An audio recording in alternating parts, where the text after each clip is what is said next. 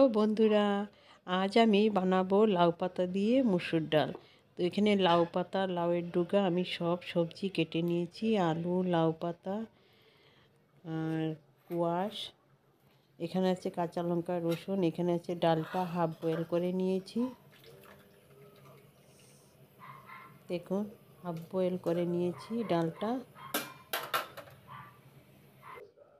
এবার আমি এখানে আছে সব সবজিগুলো আছে, এবার সবজিগুলো দিয়ে দিব ডালের মধ্যে।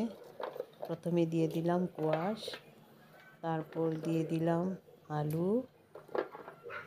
আলু কোয়াশ একসঙ্গে দিয়ে দিলাম।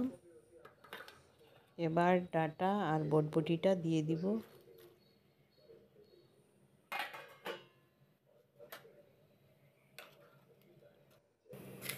এবার একটু বয়েল হয়ে গেলে আমি দিয়ে দিলাম তার মধ্যে নুন মাপ মতো। এবার কাঁচা লঙ্কাটা দিয়ে দিলাম। এবার লাউ পাতাগুলা দিয়ে দিলাম। ভালো করে নেড়ে দেখবো এবার হয়েছে, বয়েলটা হয়েছে। এবার ডালের ফেনাটা আমি একটু কেটে দিলাম। দেখুন, ডাল আর সবজি আমার পাতা বয়েল হয়ে গেছে। এবার দিয়ে দিব মশলা, হলুদ, লঙ্কা, ধনে পাউডার, জিরে পাউডার সব একসঙ্গে দিয়ে ভালো করে মিক্স করে নিলাম। এবার রসুনটা থেতু করে নেব।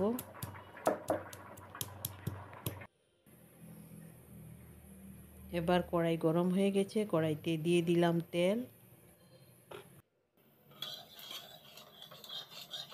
তেল গরম হয়ে গেছে বন্ধুরা। এবার কালো জিরা, লঙ্কা ফোড়ন দিয়ে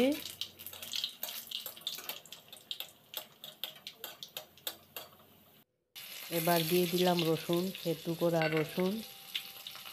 এবার ফোড়নটা অল্প লাল লাল হয়ে গেলে, ভাজা হয়ে গেলে একটু সামান্য চালের গুঁড়ি দিয়ে দিলাম। চালের গুঁড়িটা দিলে ডালটা একটু ভারী ভারী হবে, এই জন্য আমি তেলের মধ্যেই চালের গুঁড়িটা দিয়েছি।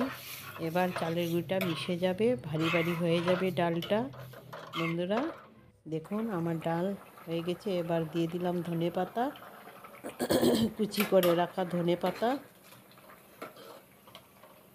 পাতা দিয়ে ভালো করে নেড়ে এবার দেখে নিব ডালটা হয়ে গেছে। আলুটাও বয়েল সব হয়ে গেছে।